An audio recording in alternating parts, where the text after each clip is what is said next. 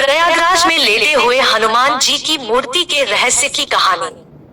भारत में एकमात्र ऐसा मंदिर है जहां हनुमान जी के लेटे हुए रूप में है।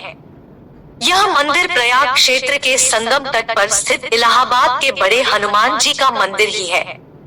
जो प्रचलित कथा इस लेटे हुए हनुमान जी के मंदिर के विषय में प्राप्त होती है वह यह है, त्रेतायुग में जब हनुमान जी अपने गुरु सूर्य देव से अपनी शिक्षा दीक्षा पूरी करके विदा होते समय गुरुदक्षिणा की बात चली। भगवान सूर्य ने हनुमान जी से कहा कि जब समय आएगा तो वे दक्षिणा मांग लेंगे। हनुमान जी मान गए, किंतु फिर भी तत्काल में हनुमान जी के बहुत जोर देने पर भगवान सूर्य ने कहा कि मेरे वंश में अवतरित अयोध्या के राजा दशरथ के पुत्र राम अपने भाई लक्ष्मण एवं पत्नी सीता के साथ प्रारब्ध के भोग के कारण वनवास को प्राप्त हुए हैं। वन में उन्हें कोई कठिनाई न हो या कोई राक्षस उनको कष्ट न पहुंचाए, इसका ध्यान रखना। सूर्य देव की बात सुनकर हनुमान जी अयोध्या की तरफ प्रस्थान हो गए। भगवान सोचे कि यदि हनुमान ही सब राक्षसों का संहार कर डालेंगे तो मेरे अवतार का उद्देश्य समाप्त हो जाएगा। अतः उन्होंने माया को प्रेरित किया कि हनुमान को घोर निद्रा में डाल दो। भगवान का आदेश प्राप्त कर माया उधर चली जिस तरफ से हनुमान जी आ रहे थे। इधर हनुमान जी जब चलते हुए गंगा के तट पर पहुंचे तब तक भगवान सूर्य अस्त हो गए। हनुमान जी ने माता गंगा को प्रणाम किया तथा रात में नदी नहीं लांघते, यह सोचकर गंगा के तट पर ही रात व्यतीत करने का निर्णय लिया। हनुमान जी के हृदय में अपने गुरु की आज्ञा पालन का संदेश घुमड़ रहा था। अतः उन्हें नींद भी नहीं आ रही थी। अतः वह आसन लगाकर ध्यानस्थ हो विचार मग्न हो गए। इधर माया ने जब उन्हें ध्यानस्थ देखा तो वह डर गई, क्योंकि यदि प्रातः काल हो गया तो हनुमान जी अयोध्या पहुंच जाएंगे तथा प्रण के दृढ़ निश्चयी हनुमान जी अपना कार्य प्रारंभ कर देंगे। अचानक हनुमान जी का ध्यान टूटा। उन्होंने सोचा क्यों न रात सत्संग में बिताई जाए। यह सोचकर वह ऋषि भारद्वाज के आश्रम की तरफ चल पड़े। अब माया और भी निराश हो गई। हनुमान जी भारद्वाज ऋषि के आश्रम पहुंचे। वहां वेद पुराण का व्याख्यान चल रहा था। हनुमान जी वहीं बैठकर कथा सुनने लगे। कथा में भारद्वाज ऋषि ने बताया कि कल यहाँ पर जगत के स्वामी तथा अयोध्या नरेश दशरथ के पुत्र के रूप में अवतरित भगवान राम गंगा को पार कर पहुँचने वाले हैं। हनुमान जी प्रसन्न हो गए।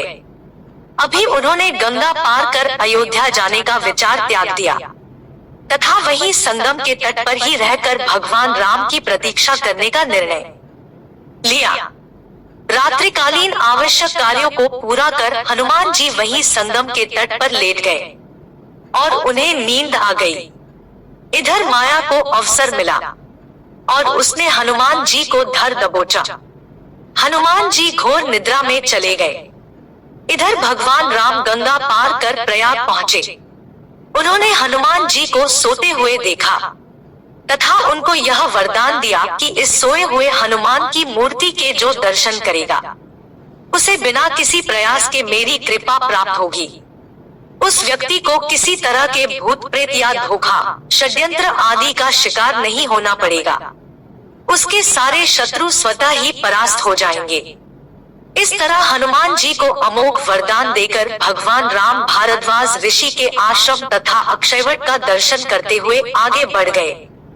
यह वरदान आज अक्षरशः सत्य हो रहा है। इस पुराण प्रसिद्ध सिद्ध हनुमान मंदिर का दर्शन निश्चित ही समस्त बाधा कष्ट अरिष्ट आदि को शांत करता है।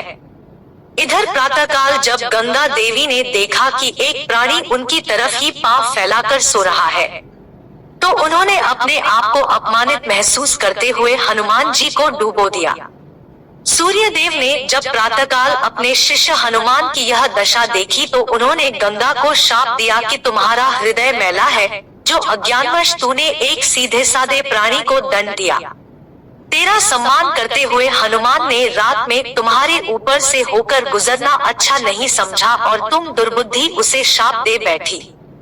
जा आज से तू प्राणियों के मरे शरीर एवं गंदगी धोने वाली हो जाओ। गंगा नदी के दूषित होने से संसार के समस्त देव संबंधी एवं शुभ कार्य बाधित होने लगे।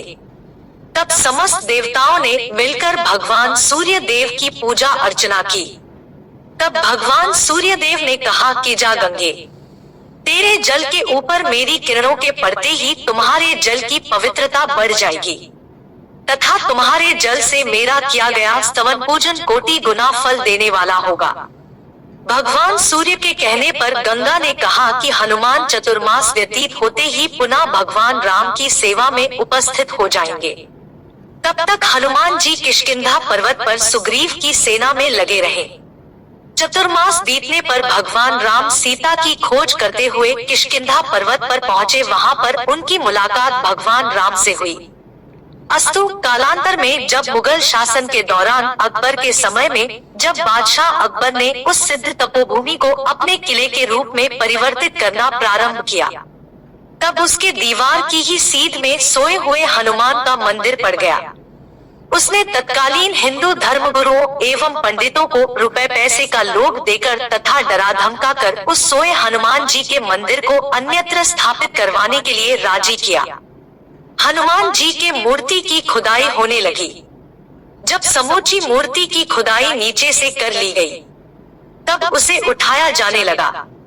जब लगातार कोशिश के बावजूद भी मूर्ति नहीं उठी, तब उसे भारी सामान उठाने वाली मशीन से उठाने की कोशिश की जाने लगी। जो जो उस मूर्ति को उठाने की कोशिश की गई, वैसे वैसे मूर्ति और भी नीचे धंसती चली गई। अंत में डरकर अकबर ने उस मंदिर को हटवाने का काम बंद करा दिया तथा डर के मारे उसने हनुमान जी की बड़ी पूजा आराधना की। आज भी उसके उतने बड़े भव्य किले की दीवार हनुमान जी के मंदिर की तरफ टेढ़ी ही है। तो यह थी प्रयागराज के लेटे हुए हनुमान जी की कहानी।